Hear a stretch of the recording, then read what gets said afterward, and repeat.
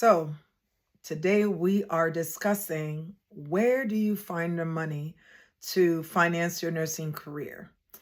Well, in my days, and I mean, I am dating myself, my days of going to the library and searching through the two or three books that the librarian had for scholarships, and they could be anywhere in town or wherever that there was a nursing scholarship, it would be listed in those books.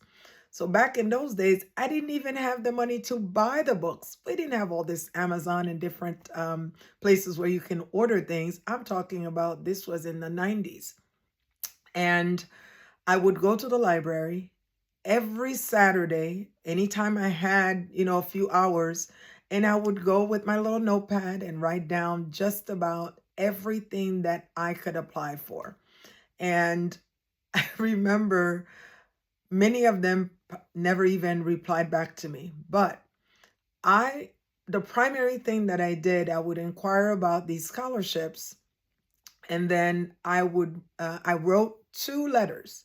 One letter which talked about why do I want to become a nurse, and then the other letter, what type of tangible difference will I make in society with this degree if they were to assist me with becoming a nurse. So I had people who spoke English much better than I did review those and make sure that everything looked great, edit, and then I sent them out.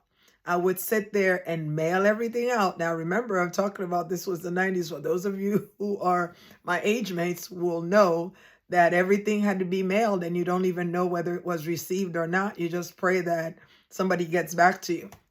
So these are my humble beginnings. And today we have access to the internet. Oh my.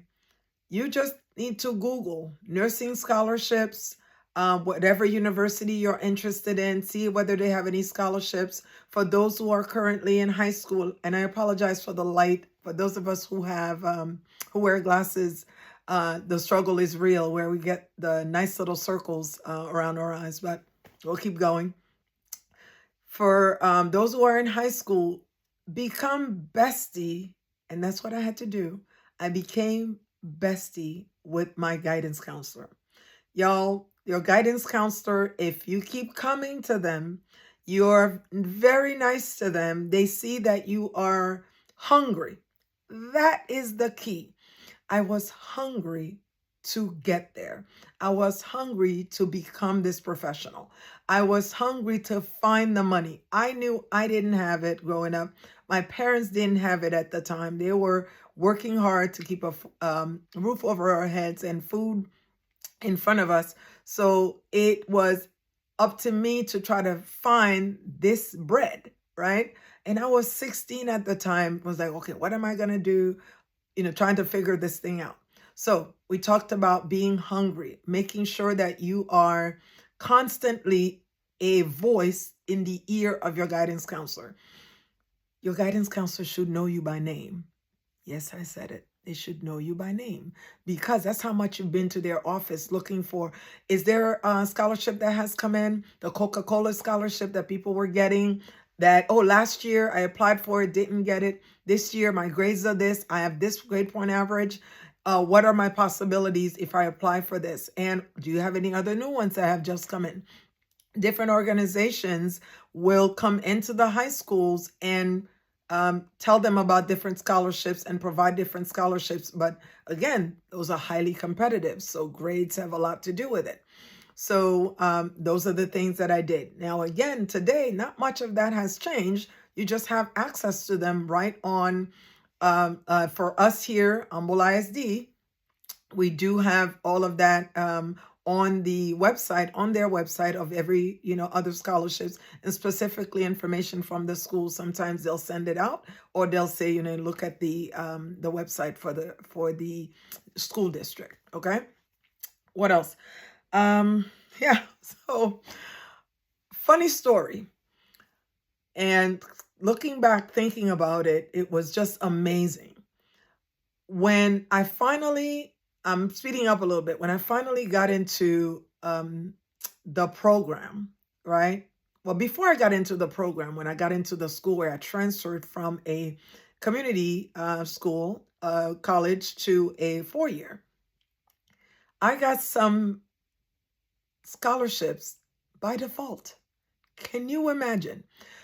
There were $250 scholarships for various things relating to nursing. So two of them I got, they were 250, 250. There's another one that was 500. I got it out of default because nobody applied. You know why? People felt the money was too little. Guess what? I didn't think it was not too little for me. Hello, $250 in my pocket, book money. This is, travel to clinicals, whatever clinical supplies I needed, uniform, whatever it went towards my education. And this is free money, y'all. I did not have to repay any of that back. And as long as I put it towards my nursing career, which I did, that's all that was required. And all they wanted to know was why I wanted to become a nurse. What prompted, this idea in my head. Very, very basic things that I just told the truth and just came out of my heart and just told them. And that was alone. I mean, nobody else applied. So I got that 250 and the other 250 and 500. Y'all do the math. That's $1,000, right? Right. So again, money that would go to waste. Very often I find out about money that goes back to the government or to these scholarship folks because nobody applied for it. Imagine for those 3 scholarships if I did not apply. So what would happen? Either would sit there. Eventually, those who are providing the scholarship would go back to their accounts, right? Eventually, they did award me with them. I got the Army Nurse scholarship in nursing at Southern Connecticut State University. Yes, I am an alumnus rather.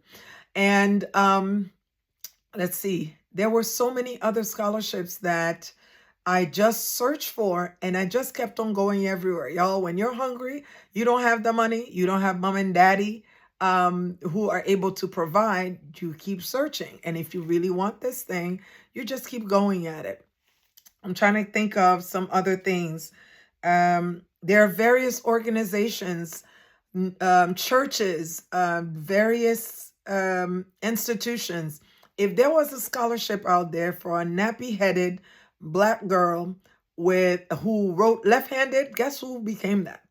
Me, because I needed the money and I needed it to get to my end goal. That's it. Let's see. So nurses associations like the ANA, American Nurses Associations also has various scholarships available. So you got to look for those and see what the criteria are for you to be able to apply. Many people are applying, like I said, so you got to make sure that you fall into their criteria. I can't think of all the professional organizations, but many of them are nursing related. There are some hospitals, nursing homes. There are people who have passed on who were nurses and did very well and have left monies for those who want to pursue a career in nursing. I remember at Greenwich Hospital, I worked at Greenwich Hospital in Connecticut for quite some time, and someone who had passed away at that hospital left a ton of money for nursing. I was able to also tap into that once I became a nurse. And I think I was able to tap into that before I became a nurse. I was a student nurse. So again, I was looking, y'all. I was relentless. Let's put it that way. I don't think I paid any more than $3,000 for, let's say I probably paid about, back in those days, $3,000, a lot of money. But I would say total for my bachelor's, that's probably right about what I paid. It might have been less. Okay. So again, these were little pieces here and there, finally became the pie. And the pie was pretty big when it comes to collecting from different places. And I used it for the right thing. Let's see. Um, I talked about if you're in high school, your guidance counselor, look for jobs that will help you with tuition reimbursement. That was big for me. I worked at Greenwich Hospital when I started out nursing. Even as a nursing student, I knew they did tuition reimbursement. Now, I know not every institution that you work for will do this, but again, if you are struggling and you're wanting to get started, look for the institutions that you can work as a medical assistant or certified nurse's assistant. So you'd have to start off going through that route and getting, and the government also has money for specifically underserved populations to help with tuition assistance, even to become a medical assistant and others to become a certified nurse's assistant. So once you do that step, then you have the leverage to go on to work at an institution that may potentially give you tuition reimbursement. And sometimes, again, you may have to work maybe certain hours. What I did was I worked 3 to 11. And again, this is coming from someone who was younger at the time. Well, I would say in my early 20s, and I didn't have any kids. So for that's the situation is going to change depending on what your own situation is. So what I'm saying applies in many ways to many different people.